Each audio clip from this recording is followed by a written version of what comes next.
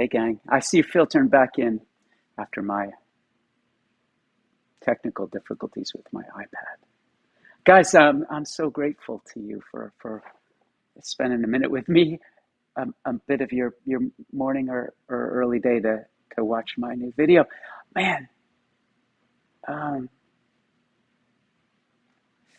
that was a trip. It was a trip to watch this video completed and to have it out in the world. I'd started to say before it cut off a second ago that I'd started playing this song out, so I kind of know what it's like to have the song heard by people, but this is a wholly different experience to be part of the audience. So thanks for doing that with me. Um, Someone's asked if this is the song that you alluded to a year ago when you said maybe you wrote the greatest song you ever wrote. It is not. This is a good one, though. I'm really excited about this one. It's fun. I get to see so many friends here. I recognize so many names. Hi, Ellen and Lauren, etc. I want to tell you guys a few exciting bits of info anyway that I want to share with you before we just kind of like start hanging out. Which is there are exciting things on the coming up right now. Like I've got these two really cool underplay shows, one on each coast. I know that's not where everybody lives. I'm well aware, but I'm trying to get to where everybody lives this year. But coming up on February 22nd, I'll be at the Bowery Ballroom. And then on a few days later, on February 25th in LA, I will be at the Troubadour, and you can buy those tickets now. Today at 2 p.m. Eastern is when you can buy them, actually. Um, um, Also, with this song out, I think maybe it's a good time to remind you that the whole record, All the Truth That I Can Tell, is out on February 25th. And that's exciting for me. This whole record, which has been just mine for so long, will now be ours to share. I'm so excited about that. Um, let's see. Am I excited about the end cruise, the Emo's Not Dead cruise? Of course, I'm excited about that. I'm excited about Emo's Not Dead. I'm excited about When We Were Young. I'm excited about my tour with Jimmy Eat World, Dashboard Confessional and Jimmy Eat World co-headlining tour, which is on sale now, of course, and is kind of like the tour package of my dreams, if I'm quite honest with you. I get to watch Jimmy Eat World every night. How exciting. Um, so, by the way, somebody asked about those first two shows I mentioned, the underplay shows in New York at the Bowery Ballroom and the Troubadour in LA. Those are both solo shows. Just me, I think. I think they'll be mainly just me. If not, the whole show will be just me. Those aren't band shows. Um, um, I know a lot of you have some memories of the Troubadour. I've seen Dashboard because I've played there so many times. It's one of my favorite things to do is to go back and play there again. Um, so let's see. What are we talking about here? Um, well, I don't know if we will do another tour with meet and greets, as someone asked. Probably not this tour because we'd really like the COVID numbers to come down before we do that, obviously. Um, yes, I'd love to come to Chile. I'd like to come to everywhere in the world again. Will we do another Lonely Hearts and Lovers show? We have things in the works to be announced soon about all that stuff. Um, um, UK tours, like I said, tours, but anywhere else but America, we're trying our best to line things up. I mean, we're trying our best in America too. It hasn't been easy. Thank you guys for being so forgiving about the fact that we have less control than we'd like about whether we can do shows coming up. But I miss you guys all. I miss you all so much, and I miss playing music together with you. A lot of people are asking for more Jimmy Eat World shows. I will let you know that I am also asking for more Jimmy Eat Worlds. I want to play in more places than we're playing, but I'm excited about the ones that we're playing. Guys, Burning Heart is out. You've seen the video. I wrote that song in two places. The first half I wrote right here in this very spot, which is why I wanted to chat with you from here. And then the second half I wrote right before a show, I think maybe in Manchester, in the UK, in England. Um, and that was it's hard to believe that now we're sharing the song together.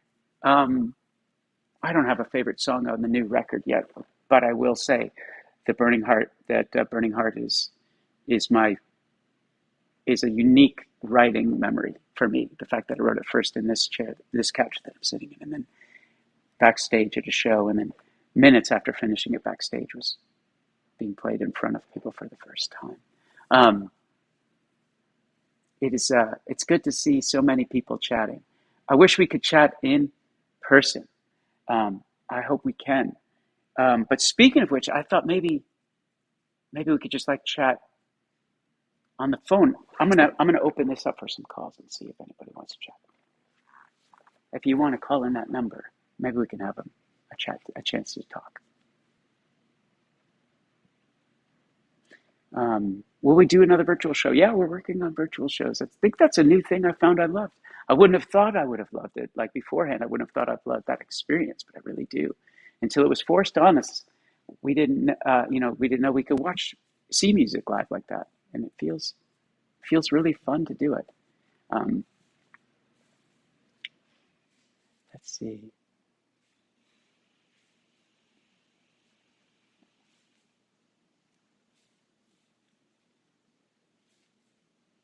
So what am I using for a tuning for all the truth? No, sorry, for Burning Heart, some guitar player question here. The tuning is okay, it's C sharp, low to high, C sharp, G sharp, F, G sharp, C sharp. Let's see, sorry, C sharp, G sharp, C sharp, F, G sharp, C sharp, but then capo 5. Maybe that'll help if you're trying to learn how to play this song. Um, let's answer a call.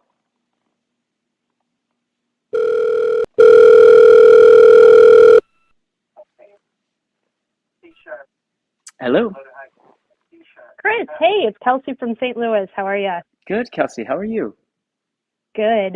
Just wondering what's getting you through these days music-wise for the pandemic and your injury and all that good stuff. Yeah, it's a really good question. I think it's funny how powerful music can be getting you through tough times. We all know that. But um, Mhm. part of the tough times was missing all my friends. So I found that, sorry, just playing with the volume control here.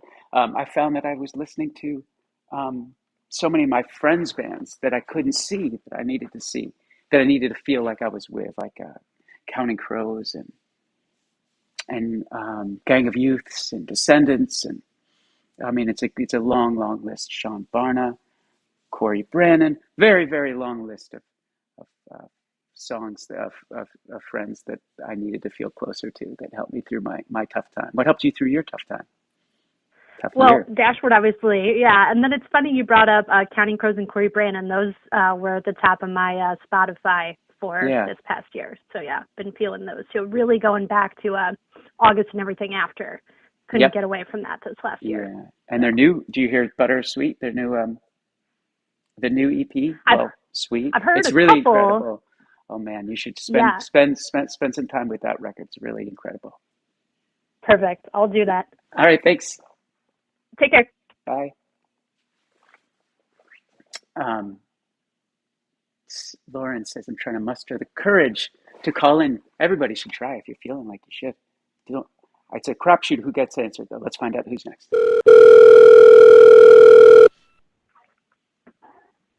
Hello, it's Chris. Hello. Hello. Hi. Hi. Just Who's this? I'm sorry. My name is Brandon from Albuquerque, New Mexico. Hey, Brendan. Hi. I just wanted to say today's my birthday, so seeing you on this live was a really nice treat, and I'm a Brendan, big we all fan, wish you and happy I love your birthday. work. Oh, thank you. Happy birthday. I hope your birthday is fantastic. Thanks for spending a little bit of it with me. I'm Well, glad we got a now it's even chance. better. Thank you. Yeah, happy birthday, pal. I'm going to go to the next caller, but thank you so Thank much, you. Of and course. I hope your day is great. Happy birthday, Brendan. Thank you. All right, guys, I think we got time for a couple more. But also, I don't want to ignore the feed here that's saying, with some chat about the music, and I'm trying to answer as many questions as I can, but it's nice to see, especially this love for Brendan. I don't know if he said Brandon or Brendan. I think it's Brendan. Explode on our feed. All right, I'm going to answer a couple more. And look at this. Everybody's saying happy birthday, buddy. Somebody take a screenshot of that for him.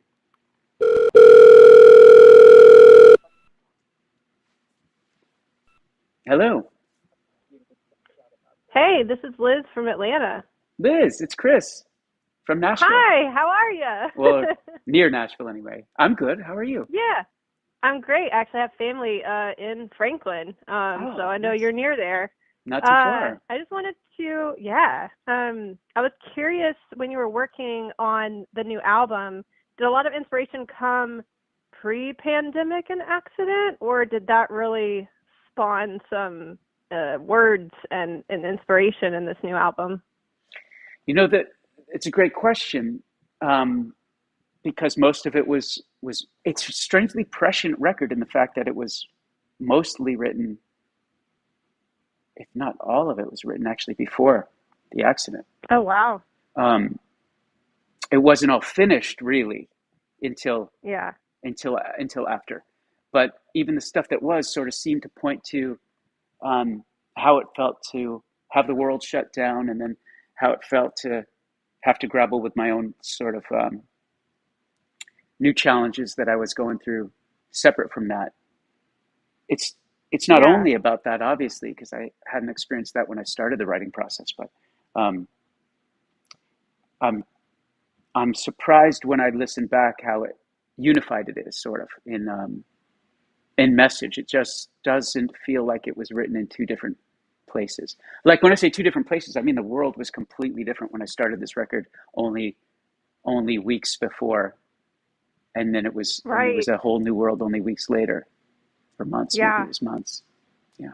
Man, well, we drove up to the Ryman from Atlanta to see you, and it was like the first show since the pandemic, and the emotion of that show for you and the entire audience was just so impactful. I just wanted you to know that. Yeah, thank you. I want everybody to know that. Those of you that weren't there, we had our first real show back post-pandemic, and for me post-accident, was at the Ryman, which is a magical place in and of itself, but was even more magical to me because it was a very unique kind of show. It was a show that felt like a celebration of whoever we are now after having gone through all that together. And I'm so Yeah. grateful to all of you like you who traveled a long distance to be there with me that day. And thank you to everybody really for being instrumental in getting me to that show that day, getting me to the place where I could play a show again. So thank you guys all. All right, I'm going to jump to one more call before I have to go. Thanks for chatting with me. And Awesome. thanks Have for a being good there at one. that show. Okay, see you. Have- All right, I'll take a minute here before I take that last call and just look over the chat and see if there's any other things. By the way, I'll mention one more time. Playing in New York at the Bowery Ballroom on February 22nd, and playing in LA at the Troubadour on February 25th. And those shows are just me. They go on sale today at 2 p.m. Eastern. All the Truth That I Can Tell is out on February 25th. Can you guys believe it? I really, really am as connected to this record as I was to the Places You've Come to Fear the Most. It really feels like that to me. It feels like the Places in Swiss Army Romance. It feels like this is an extension of those records. And of course, my co-headlining tour with Jimmy Eat World is on sale now. And I hope I'll see you all there. Let's see. There will be new merch, yeah, to be released with our album. There'll be cool variants. There'll be all kinds of new T-shirts and all those things, all the fun stuff. It'll be back to business, I guess is a good way to put it. And I can't wait for it. Someone's asking about any Twin Forks news. None to give away yet. But thank you for caring about my other bands. There will be other bands that you'll be able to talk about new things from in the future. Ones that you've never heard before, ones you have heard before. So listen, thank you for, yes, my bandmates are doing well. They're doing well after the pandemic. Everybody's doing great, and we're all happy to be playing together again. And there are UK dates that are not that I can't share about now, but that we're trying to work on, depending on how the world opens up. That goes for Argentina too. Greetings, Argentina. Um, and there's one question: are the songs in a particular order for a reason? They are in a particular order for a reason. I think that it's a story that unfolds in that order, and I hope somebody will listen to the vinyl and hear it that way. I hope those of you that listen that way will enjoy it. But also, I think it'll stand out just fine in the way we all listen to music now, which is just a song at a time, in any order you choose. As long as you listen, to be honest, I'll be grateful. Thanks for giving those a chance, those new songs in advance. I thank you for giving the songs I've released so far a chance, and thanks for giving the ones to come a chance. I'm going to take one last call, and then I will say goodbye. So thank you guys so much. Here we go with the last call.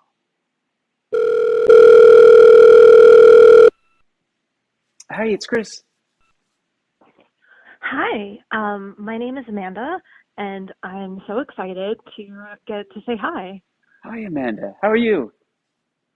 I'm doing well. I'm just so excited for this album to come out. I've been really in love with the two songs that have been released, and I wanted to know what song that hasn't been released yet are you most excited for everyone to hear?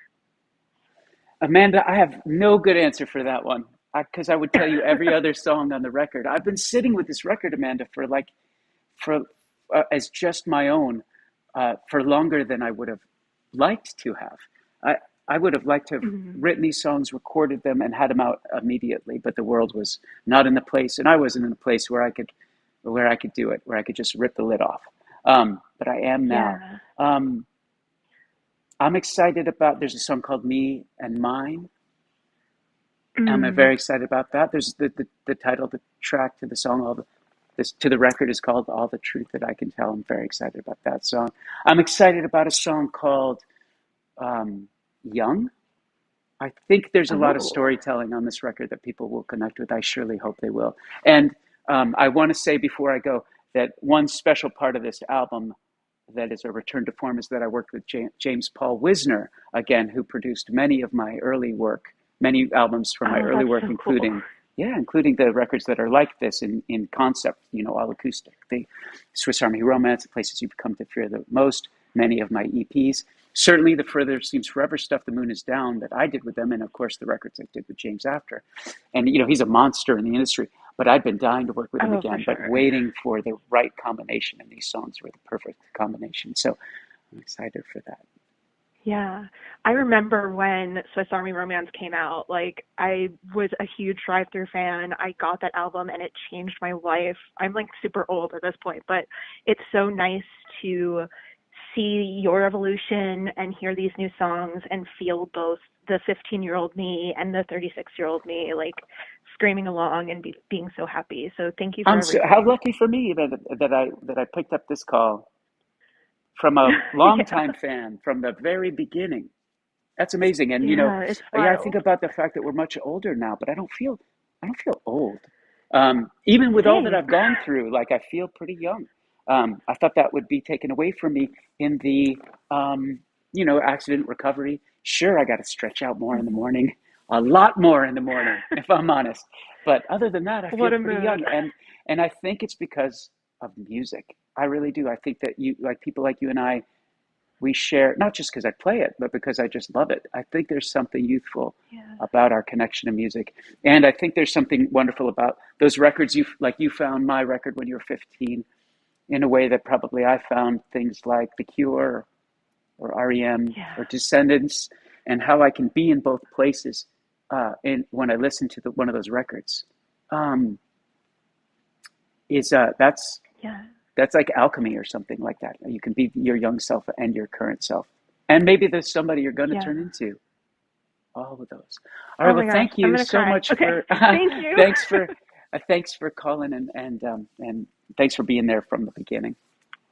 Bye bye. Thank you. Okay, guys, I'm going to I close the phone lines. I'm grateful to you guys. I will say um, thank you. Let's make more music in the future. Let's definitely play some songs together and sing together, and let's be kind to each other. And until Until I see you again, I will be thinking of you, and I will be preparing um, preparing for many, many, many more years of singing together.